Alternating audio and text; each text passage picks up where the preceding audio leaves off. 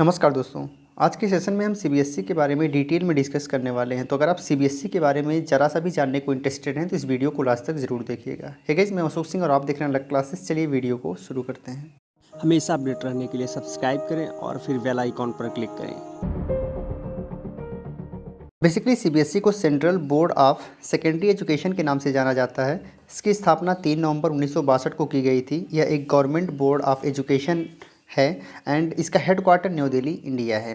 अगर हम official language की बात करें तो सीबीएसई का ऑफिशियल लैंग्वेज हिंदी और इंग्लिश दोनों है। इसके चेयरपर्सन मनोज आहूजा हैं जो कि आईएएस अधिकारी हैं। इसके अलावा इसके पेरेंट ऑर्गेनाइजेशन में मिनिस्ट्री ऑफ एजुकेशन का नाम सम्मिलित किया जाता है। एफिलिएशन की बात करें तो लगभग 21,271 स्कूल सीबीएसई से एफिलिएटेड हैं। ये आंकड़ा 2019 के अकॉर्डिंग है एंड 228 स्कूल ऐसे हैं जो कि 25 फॉरेन कंट्री में बिलोंग करते हैं जो कि सीबीएसई से एफिलिएटेड हैं। इसके अलावा अगर हम करिकुलम की बात करें, इसके पाठ्यक्रम की बात करें तो ये एनसीईआरटी बेस्ड करिकुलम फॉलो करता है। इसकी ऑफिशियल वेबसाइट है cbse.nic.in। अगर आप देश में भ्रमण करेंगे तो आपको बहुत सारे सीबीएसई एफिलिएटेड कॉलेज मिल जाएंगे, जिसमें केंद्रीय विद्यालय, नवोदय विद्यालय, बहुत सारे प्राइवेट स्कूल होंगे, गवर्नमेंट स्कूल होंगे, कुछ सेंट्रल तिब्बतन स्कूल भी आपको मिल जाएंगे। अगर हम इनके आंकड़ों की बात करें तो केंद्रीय विद्यालय लगभग 1138 हैं, नवोदय विद्यालय की संख्या 1595 है, जबकि प्राइवेट स्कूल्स जो हैं उनसे 16,741 के करीब इनकी संख्या है। गवर्नमेंट स्कूल 3,011 हैं। इसके अलावा सेंट्रल तिब्बतन स्कूल 14 हैं।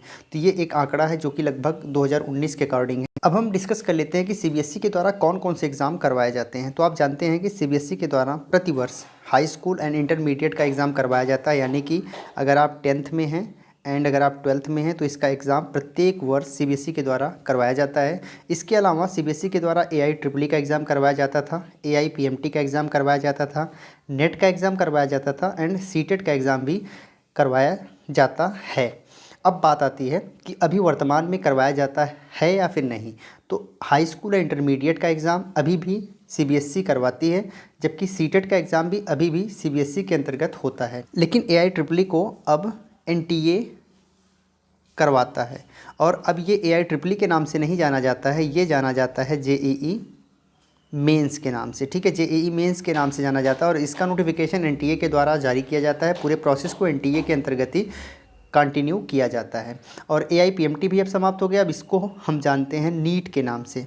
ठीक है, नीट के नाम से अगर आपको मेडिकल में करियर बनाना है तो नीट एग्ज़ाम आपको क्रैक करना पड़ेगा। उसके बेसिस पर आप उन कोर्सेज़ में एडमिशन कर सकते हैं, यानी बैचलर एंड मास्टर कोर्सेज़ में एडमिशन कर सकते हैं, जिसमें आपको MBBS मिल जाएगा, BAMS मिल जाएगा, BUMS मिल जाएगा, बहुत सारे कोर्सेज़ मिल जाएंगे। तो ये NTA के द्वारा अब नीट का भी एग्जामिनेशन करवाया जाता है।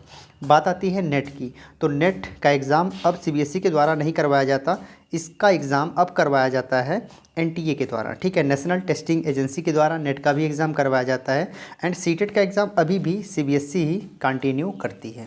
तो ये हमने जान लिया कि कौन कौन से एग्ज़ाम सीबीएसई के द्वारा कंटिन्यू किए जाते हैं। अगर आप सीबीएसई के स्टूडेंट हैं तो 10th एंड 12th में जो आपका मार्क्स आएगा वो आपको ग्रेड वाइज मिलेगा। ठीक है, अब यहाँ पर ग्रेड आप देख सकते हैं, A1 होता है, A2 होता है, B1 होता है, B2 होता है, C1 होता है, C2 होता है, D1 होता है, D2 होता है। अगर आपको E ग्रेड मिलता है तो आप फेल माने जाते हैं। अब ये किस बेसिस पर मिलता है, तो सपोज़ करिए जितने नंबर आप स्टूडेंट हैं, नंबर ऑफ़ स्टूडेंट जो हैं उनमें आपको जिस सब्जेक्ट में जितने लोग पास हुए हैं, ठीक है, इनमें से जितने लोग पास हुए हैं उनमें आपको 8 से भाग कर देना है। ठीक है, तो जिनमें आप 8 से भाग करेंगे तो जो नंबर आएंगे, जो डिजिट आएगा वो आपको A1 ग्रेड पाएंगे। इसके बाद जितने बच्चे हैं उसमें आपको फिर 8 से भाग करना है। ठीक है, तो वो जो आएंगे वो A2 ग्रेड में होंगे। इसी हिसाब से आपको ग्रेड दिया जाता है।